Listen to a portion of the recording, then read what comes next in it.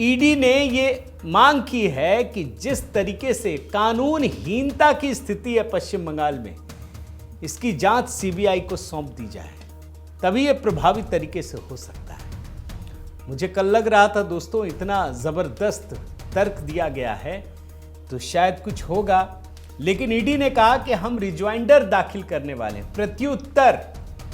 अब supreme court ने इसकी सुनवाई टाल दी होली के बाद, यानी 18 मार्च को होगी। आपको मैं बताऊं दोस्तों, ईडी ने जो ये याचिका दाखिल की है ना, ये आर्टिकल 32 के तहत कहा गया है कि पश्चिम बंगाल पुलिस अधिकारियों और राज्य प्रशासन ने तलाशी के दौरान एजेंसी के काम में बाधा डाले। यानी आज फाइल तो खोल दी गई, लेकिन अब सुनवाई होगी 18 मार्च को, तो इंतजार कीजिए। लेकिन कहानियां यहां खत्म नहीं होती दोस्तों, क्योंकि पश्चिम बंगाल की सरकार लगातार हर एजेंसी से टकरा रही है।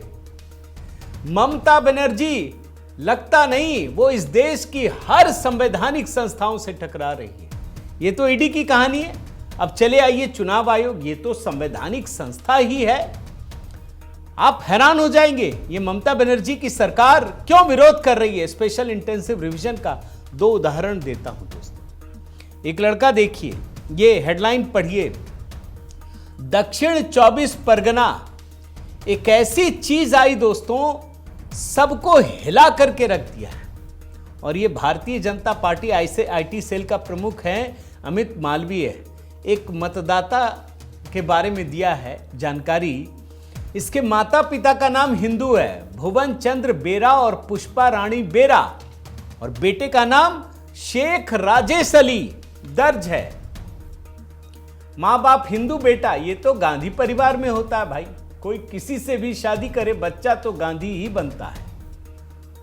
इंदिरा नेहरू और गांधी हुआ, बेटा जो है गांधी निकला। आप देखते जाइए, राजीव गांधी, सोनिया, अब वो उनका धर्म अलग है, फिर बेटा गांधी हो गया। अब यहां प्रियंका वाड्रा में भी यही होगा, देखिएगा, प्रियंका वाड्रा, रॉबर्ट वाड्रा, बेटा वही होगा। तो ये बड़ा खतरनाक खेल चल रहा है, ये मैं बताना ये चाहता हूं। मां बाप का नाम भुवन चंद्र बेरा और पुष्पा रानी बेरा मां का नाम, और बेटा का नाम शेख राजेश अली।